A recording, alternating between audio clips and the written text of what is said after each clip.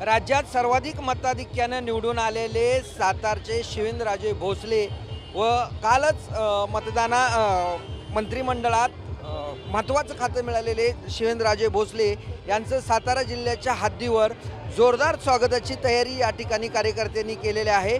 सातारा शिरवळ या ठिकाणी कार्यकर्त्यांनी 30 फुटी हार या ठिकाणी JCB मधून त्यांना घालण्यासाठी तयार ठेवलेला आहे। त्याचबरोबर या शिरवळपासून सातारपर्यंत ही कार रॅलीने शिवेंद्रराजे सातारमध्ये पोहोचणार आहेत आणि त्याच ठिकाणी ते शिवतीर्थावर शिवाजी महाराजांच्या पुतळ्याला पुष्पहार अर्पण करतील। त्याचबरोबर संपूर्ण मतदारसंघातून त्यांची रॅली या ठिकाणी निघणार आहे। आता या ठिकाणी शिरवळ या ठिकाणी त्यांचं जोरदार स्वागत कार्यकर्त्यांनी करण्याची तयारी केलेली आहे। काही वेळातच शिवेंद्रराजे या ठिकाणी पोहोचतील व त्यांचं या ठिकाणी जोरदार स्वागत करण्यात येईल। कॅमेरामॅन समितसह दिनकर तोरा, TV9 मराठी, शिरवळ, सातारा।